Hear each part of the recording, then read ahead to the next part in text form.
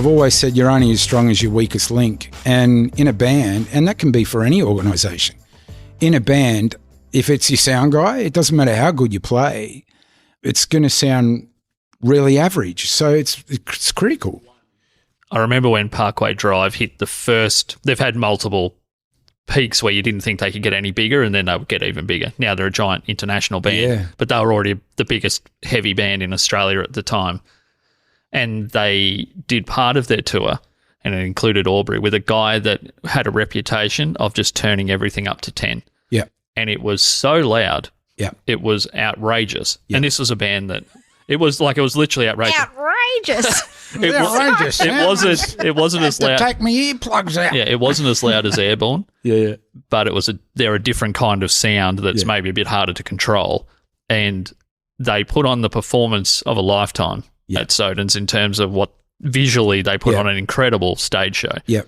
And I've never seen a band at that level have people starting to walk out of the room so they could get further away from the sound. Yeah. And I'm like, okay, well, their weakest link was clearly they'd hired a guy on reputation, but didn't really have anyone keeping an eye on the quality that they were producing for the audience. Yeah. Yeah. And a lot of young bands and I'm not saying they are because they are. Oh, they were young at the time compared to now, But when bands start out, it's all about turn up as loud as you can and go for it, and it creates the best sound, and it's not the case. Unnecessarily loud, I call it. Like you just lose so much like ambience. Yeah, no one's ever said, this band's way too quiet. But not that a lot of people have said they're too loud. So, sound guys will look at reinforcement as opposed to total control. So reinforcement is like going into a venue and saying, all right, well, the snare drum is quite loud in here. I might not need to, say, mic the snare, but I might need to put a mic on the kit and maybe an overhead. And that'll pick up the rest of the kit. So that's sort of reinforcing the sound. It's not having total control over every single part of the kit or anything like that. So when that happens, that's a sound guy that's looking at the venue and saying, this is going to suit the best for the evening if I do this. Now, if you're a young kid, Luke Klepp, he had a piccolo snare, right? And it's a trend, but it gets the point. They're really thin. And at sound check, he would hit it soft. We were young. And then the first song, he'd belt the crap out of it. It's just like we're defeating the purpose here. But I thought that was cool back then anyway, and we laughed. So the kids have got to understand, or young musicians have got to understand, to work within the venue. And the SSNA at the moment is a great example. They've got noise restrictions. You can't go over a certain level. We are going to be really, really soft when my new band plays in there.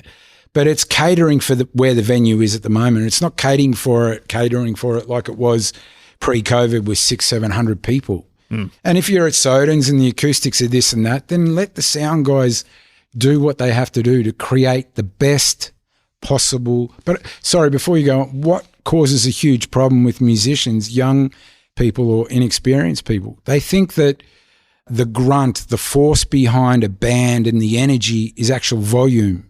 It's nothing to do with volume. It's got to do with the groove and the feel and the whole aspect of playing. You don't turn on an amp at 10 and go, we are really kicking ass. Yeah. Because it's not. Yeah.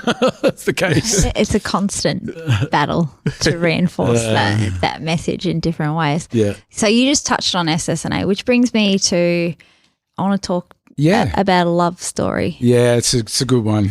I love him. The love story of you and Bob Harris. Yeah. And I'm not sure whether his wife's happy about it or not, but Bob and I keep it separate from his wife. There's something from when we talked to Bob and just how fondly he spoke about you. There's definitely something between you, and I would, probably, can you explain? Yeah, look, he's an incredible man, and it's a connection. And I think, when you connect with someone, there's millions and millions of people around the world that you connect with, but you might not meet them because you're in a different location. So it's very special when you come across someone that you just have a connection with, and that's definitely with Bob and I. Now, Bob's run the venue for a long, long time, and not once have we had any disagreements, not once have we had bad words or anything like that. It started, they were having trouble, the club was having trouble, and financially they were getting back on track, and they did that through live music, and it was building slowly. And Bob put you may have played, I don't know, Josh, but Bob put a constant show together where it was Battle of the Sounds. And one evening I thought, okay, I'm going to go and have a listen. And I went down there, and it was the grand final. And I was listening to the bands, and a certain band won, and the MC kind of said, well, why did you choose this band? And they said, well, I'll never forget it, I kind of like the colour of their shoes. Mm. Yeah. Yes. And I thought, okay, now Bob's wanting to create, a real community again and bring the people out, and he's starting with the right process of getting these bands up and running, and he's giving away, or the club is giving away, thousands of dollars of prizes.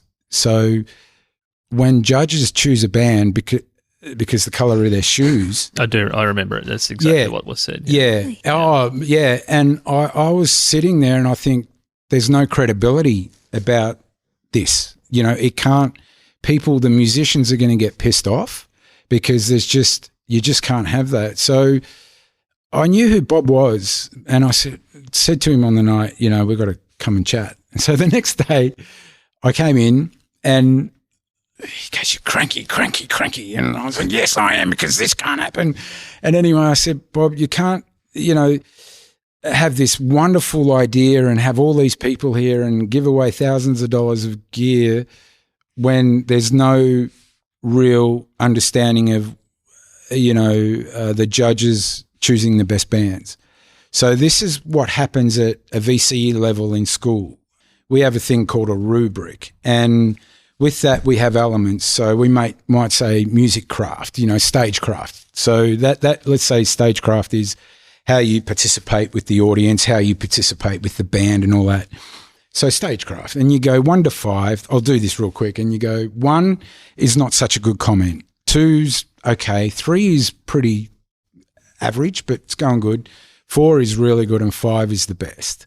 So then you can and you have all these different elements, whatever it may be, through performance of music. So you can have any judge. You can have a musician, you can have a painter, you can have anyone, as long as they read what they believe in themselves and go, I thought that. So I might be sitting on the judging panel with someone that thinks it was brilliant, but I think it's quite crap. And then the points come together, and they're done through that process, and it's fair, and it's considered to be, a reasonable way of looking at who was best on the night. And he looked at me and he goes, okay, so I think the following year we implemented that, and I got some judges and that, and we just did this rubric. And I believe, and Josh, I think you were involved with it, as you said, the following year bands came back, and whether they liked the decision or not is irrelevant, but it was a fair decision because there was 4 or 5 people looking at, a judging criteria, and they could make up their minds, and it gained credibility. And then from that point, Bob and I, he just thought this guy is genuine, and I knew he was genuine, and it hasn't changed. So you offered constructive criticism and he took it. Yeah, well, we're not teenagers. So we're not teenagers. And at that point, I really wasn't doing much, doing much in town. And then I got, I think, when was that, Josh?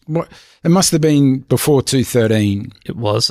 The year that we were in, I think the original version of that was 2011. Yeah. And then the year you're talking about with the shoe incident, I think it was 2012. Yeah. And then that must have been 2013. Shoe incident. So yeah. I think the name wasn't the same name when we did it. No. But we'd had our time. I think we came second overall, so we didn't participate. But I went and watched all. Because you had shit shoes. I went. Yeah, I wasn't allowed in the place. Yeah, the judge was fighting me at the door. You're not coming in here. Yeah, so that was, and then I got sick in 2013, and I spent years away from community and everything. Yep. So that was pre then, and through my sickness, Bob was always constant.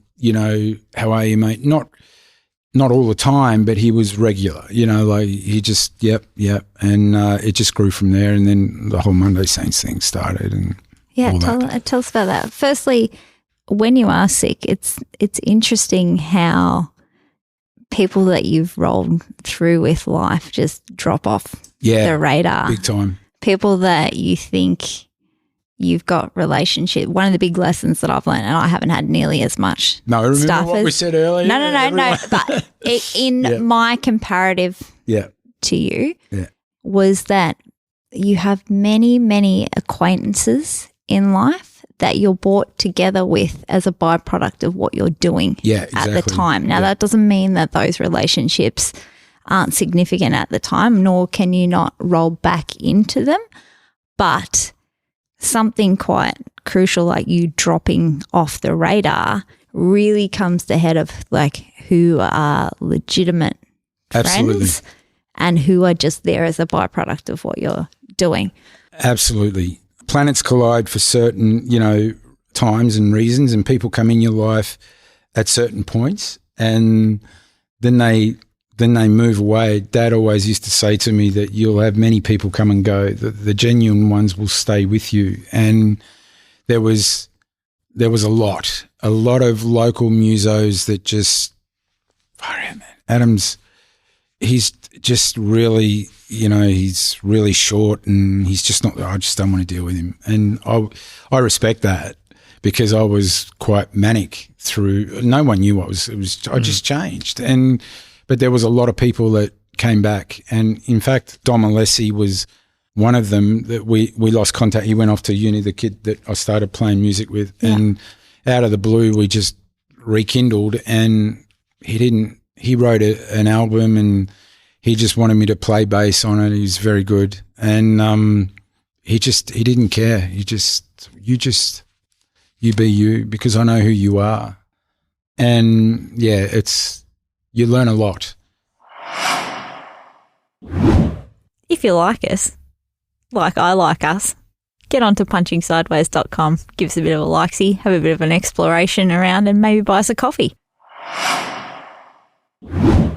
Just briefly, because you've touched on a little bit, tell us, you said you just went through this manic point. Yeah. So we've talked about how you were and like you were a god. Like you said, I was just doing me. This is my perception of you got on there and you owned the stage and the persona and everything like this. Yeah. And then what was it like to get just cut off? Like basically everything that you've worked for is. I think what I went through, I just had to acknowledge that it was happening and accept what was going on. And to be quite honest, there was just so much that I had to deal with that music, it was not even a thought process. But one thing that was really sad is that I was sitting out the front of Mum and Dad's place, and they're in a little, like a terrace. So you can't, there's no through road. And Mum and Dad's house was at the bottom of this thing. And I recognised this car that drove up, obviously lost, and I recognised the person in the car. And I was sitting out the front on the lawn, and they drove past, the musician, and did a U-ey. And as they're driving past, they put their head down because they didn't want to see me. It's just like hiding away from themselves. So, and I thought, well, I know this person, and that was really disappointing for me, and it broke my heart. And I thought, okay, well, that's just the way it is. I can't expect people to what happened to me, the tumour was in the frontal temporal lobe that does all your personality and memories, and you become irritable. If there was an analog clock in here now and it was ticking, it was like a time bomb. So I don't get upset at people now for leaving me, but it hurt real bad at the time. with people that I thought had my back. Yeah. Firstly, I'm really sorry that that's what happened, mate. Oh, that's all right, mate. Yeah. Just that leads to how did you, and to tie this back to Bob and where we were going. Yeah, of course. Sorry, how did you? No, it's fine. Yeah. How did you? It was important. Yeah. How did you come to the point where you'd conceptualised this thing that the crux of the whole thing was you were bringing all these people together that may have been disparate talents or disparate people into a massive collective that, like my best friend or two of my two best friends, Rudy and Dan, still say it's among the greatest memories they have, not just musical, playing in Monday Saints. It's the greatest memories I have, and there's been plenty of them. And how it happened was Bob rang me one day and he said it was about 2:14, 2:15, and I thought I was starting to feel better. And I said, yeah, mate, I'm doing all right. I think I'm ready to get back out there. I'm not ready to play, but I think I can do stuff. And he says, mate, we're getting bands from the cities that are really average, charging me loads and loads and loads. I said, okay, no worries. And Bob's always been a lover of music, and especially for local musicians. He's just unbelievable about that. And I said, look, I got an idea I've been throwing around. What about if we have a community band? And, I facilitate. So I go back to my teaching because I was a teacher for 25 years and I had to stop. So I go back to my teaching and I think, all right, well, how about I facilitate this? And if we have a community band where we do concept shows, and I'm explaining this to Bob, not in this great detail because I didn't really know. I was just flying by the seat of my pants with a lot of stuff. And so we can bring people together.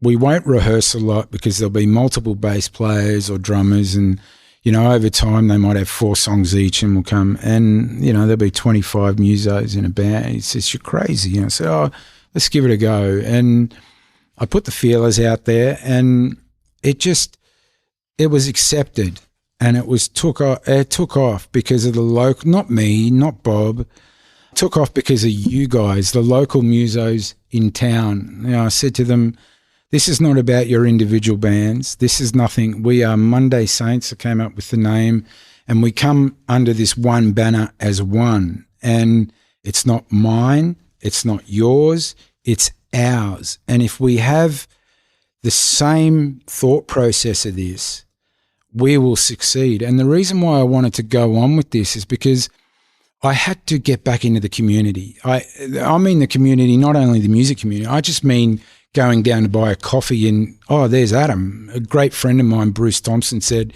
if you don't see Adam, he's not going so well, and there was years where I didn't walk down Dean Street. So I had to get out there, and I thought this is a way where I can re-engage myself back into the community with purpose. And I knew that if I had control of it in a way of organising the things, not being, a dictator and saying this must happen, but I could work at my own time, 12, 1 o'clock in the morning if I'm awake, and I can get it happening. And then, it just, things fell into place. Facebook, Messenger, I thought that works really well because I can see Josh has seen that message and I need for him to see that. David hasn't seen it, Bella has seen it. So, and it worked. And the musicians of Albury Wodonga just took it on board. And the first show was a success. Everyone learnt their parts. There was no pressure. They had 3 months to learn 4 songs. Be prepared at home.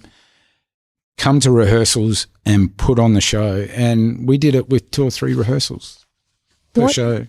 Do you think it was that created that buy-in?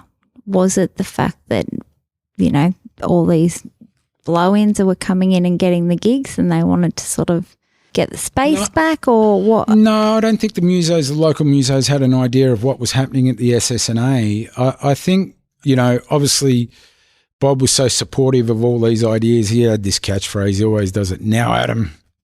That's his saying, now Adam. He might say, now Josh. Okay, Bob's serious now. How's this going? I said, I don't know, mate, but we'll work it out. The buy-in was that I just think, I don't really know. It was something that was so special that it's hard to explain, but there was musos in there that left me during those dark days. And I knew I'm going to work with some of these people that have said some terrible things and this and that and so forth. Because sometimes it was a pretty horrid sort of situation at times, but I let all that go. And I just think the experience of coming together as a team and realizing that, holy shit, this is our project. This is not Adam's thing. It worked. It worked. I personally made the dickhead decision of not wanting to be involved early on. I know. Yeah. And I think a lot of it had to do with that I disconnected a bit from the music scene. Yeah. And I didn't see that my first re-entry would ever be through playing covers. Yeah. Like I just couldn't conceptualize it. Yeah. And as soon as, when I saw that first gig, actually, no, I think I might have missed the first one. I think I came to the second version of Sounds of Seattle. I was like, holy crap. Yeah. I've missed out on something pretty special here because my two best mates look like they're having more fun than they ever had playing a gig with me. Like I felt they do. So that was a bad decision on mine. And I think one of the reasons why it was I thought of the idea is actually musicians like yourself, Josh, that may have not done a lot in recent times in the industry and thought, you know what, hey, I've only got to do 4 songs here.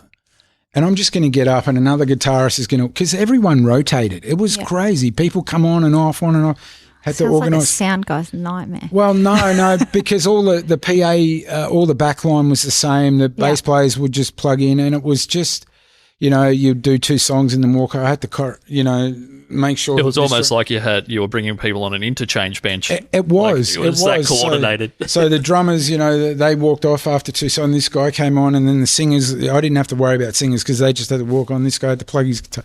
It was a lot, but it worked, and everyone bought into it, and it really was set up for, getting musicians out and connecting once again, and. But it was more than one generation of players, because the music you might think, it was having a bit of a nostalgic comeback. That probably did help. Yep. That 90s music was becoming cool again in a way. But there was people from a whole generation younger, like your Jake Casey's. They loved grunge, like Jake loves grunge, but he wasn't living it like some of you guys did. Exactly. And that's a great point. So there was 12 shows we did over the years, and there was different concepts, and one of them was an Aussie rock show, and I had Ken playing bass, 61, and young Tom was playing bass, and he turned 21.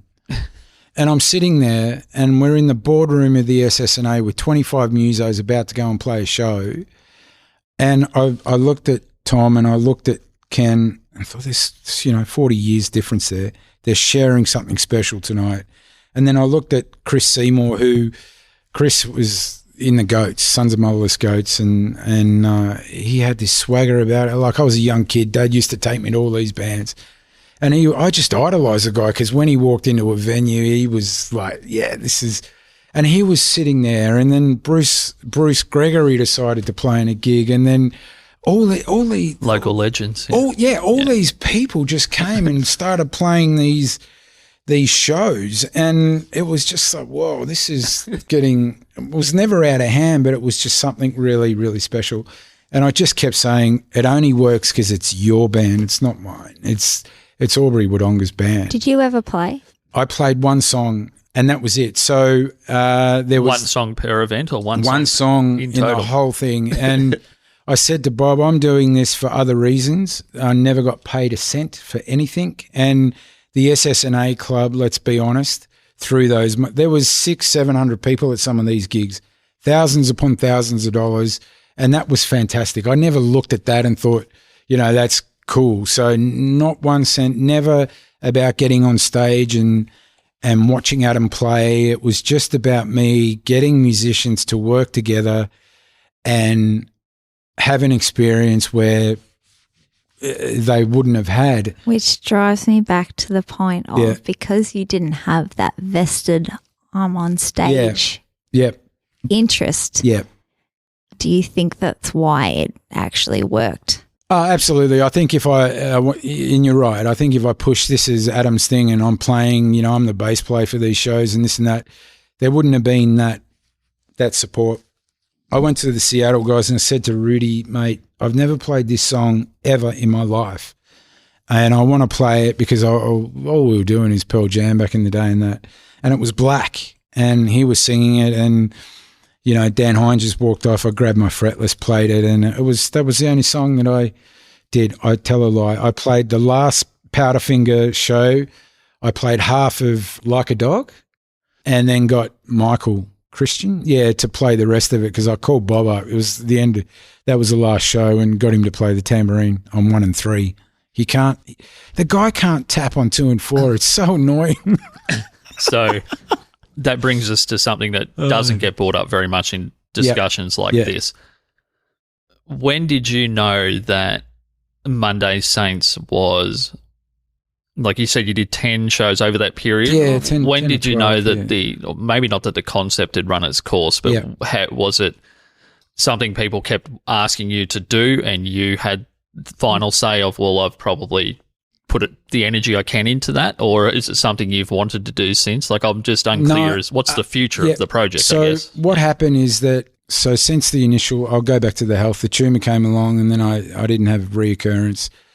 I was starting to get you get to know your body really well. I was starting to get some of these experiences that I've had in the past, and I knew something fishy was going on. And I thought, all right, this Powderfinger show is going to be the last one. It was really successful, thankfully, but I've got to call it quits because I believe that I've got a challenge in front of me. So essentially, I stopped it for that reason. And I also, and this will be funny because I'm a Collingwood supporter, but I think of Tim Watson. And you'll go, what are you talking about Tim Watson about? Tim was this young kid that played, 15 or 16. I think he started playing footy. And he retired as a champion. And then he came back and he wasn't nowhere near what he was. Mm. And I thought there's only one way for Monday Saints to finish, and that's on top. That's my personality. We are going to, do this. And it was packed and the show was incredible. And I thought, okay, I'm going to have to deal with some health here. I had an inkling that things are going wrong there, and we finished on top. And that was it. So there was no more Monday Saints about it. There was absolutely nothing more. And then COVID came about and Bob said, what about if we do a ticketed event and try and get something up? And I said, all right, we'll give it a shot. So we got about 70% there with the show. And I said, how's it going, mate? This is when we were morphing into, we're allowed to have bands and we're not allowed, the COVID, where and it was just so unpredictable, nothing. And I said, Bob, we can't do this. I don't want to do it when it's going to finish on that. I want to finish on the show that we did at the end. Yeah, makes sense. Yeah. You kind of birthed and kind of curated, a level of collegial integration in bands that I've never really seen. Absolutely. But also multiple bands that broke off from Monday Saints, like, we all work really good together, but as a particular group, we really love Pearl Jam specifically. Yeah. Or we really love this era of that particular genre that we played on a Monday Saints show. Yeah. So it kind of has little baby bands. It was incredible. And it's birthed some babies. Yeah, the good thing out of that, when it was finished. Unprotected music. Yeah, it's unprotected. The good thing with that, when it was finished, Dale ended up playing with Glenn and Matt, and this is a kid that I taught at high school that no one knew of. Henry went off and played with those guys. I forgot their name. I apologise for that. And then Haley DeCruyff played with Now, Haley was this drummer at school that was a monster. She's incredible. Yeah, and I said, at school I was just going, oh, geez, this girl is just phenomenal. And I just... Is that Heavy Revy? Yeah. She played with Forgotten Kings with Rudy and Dan. She was awesome. And I said to her, you got to come along and people have got to get to know who you are in Monday Saints. Yep, done. Yep. She played in one of those massive rocks, one of those big songs that just blew everyone away, and ended up playing in that band, Forgotten Kings, King Jeremy Dale still in that. All these bands were, people walking down the street and running into, Bruce Gregory and saying hi, who would not even know who he was because he participated in one of the shows. That's the best. It's pretty cool. So why given we've just had that whole narrative of like, it's on the shelf. Yeah. We're running on this nostalgia. You and Bob said that he also sort of thought maybe keep it on that high and those memories and the goosebumps and everything. So let's talk about the risk factor of not only wanting to, do something similar, but where do you sit now? Because we've got Y2K coming up. Yep. Which not the same, obviously. No. It's a different name. It's a different name. Oh, so it's completely not the same, but people will be putting it in the same subset. I think what happened when I got really well and I got headhunted to play in a band that toured all over Australia for 2.5 years, from Cairns to Margaret River and everywhere in between. And they were big shows, 85, 90% ticket sales capacity generally was what I was dealing with. So what was that? It was an in-excess group called Don't Change. Yeah. To the point where when COVID hit, we had a European tour and had a residency 85% booked up for Vegas. The guys are still going now. They're playing weekend gigs and doing a really good job and, still continuing on. So I had the 2 brain surgeries during that 2-year period. I had to call it a day because it was just you can't play at a certain standard. You need to be there. So that stopped, and then I thought, well, again, I've got to get back out to the community, and I spoke to some people around town about doing some musicals after the second surgery. I wanted to know how my brain worked. And then I thought, I've got to do this to see where I'm at. I've got to put a local band together to see where I'm at and to see if I can cope with all that sort of stuff. So the last 6, 7, 8 months, because it was only a year ago I had the operation, was all about me trying to get myself back into the scene again and see if I can cope with it. So that was the first reason why Y2K came about and why I did these, 3 or 4 musicals that I've just finished off. It was about getting right again. And it was also about talking to Bob and trying to get the studio will never be what it was pre-COVID, but it can still be a good venue for bands. And, it's gone from a 600-700 capacity footprint down to 180 because of Pokey's winning. And I said, Bob, I need to do, and he said, yep, sure, Adam, no worries. Again, that friendship. Let's do this. Let's see what happens. And it's not about really, showing everyone Adam is in this band and it's going to be phenomenal and I expect all this. I've gone through all that. I don't need to prove anything or anything like that. This is about getting a local band together, have some fun, have a capacity to, potentially work really hard at it because it could progress to something else, and just getting into the venue, helping Bob and seeing if we can create, some sort of vibe again. Josh mentioned something to me earlier, was how ingrained and happy you seem to be a bass player. Yeah. Which isn't the narrative always. It's always like a demotion almost. I'm saying that from all the frustrated guitarist gets put on bass. Yeah, that can be. I've never looked at it like that, and it can be seen like that. But when you get a chippy in to build a kitchen, and they build it unbelievably brilliant, and then another person goes in and it's pretty average, you kind of think, well, what makes that person want to aspire to be better?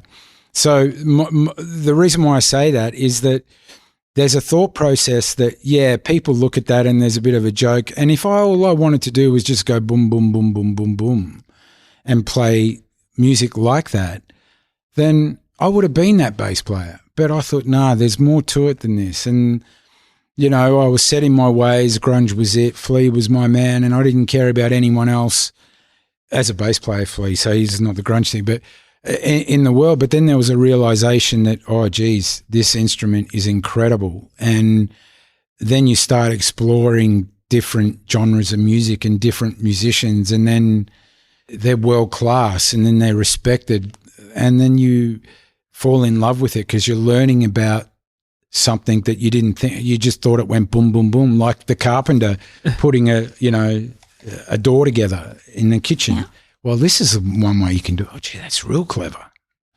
So it's the love of exploring, whatever industry you're in or whatever you're doing. I just love it that you love bass, because people often are surprised that my favourite musician as a standalone musician, who's your biggest musical inspiration, is Justin Chancellor from Tool, who's their bass player in a band with Maynard and Danny Carey, who are regarded as maybe the best ever at their particular thing. I like the bass player.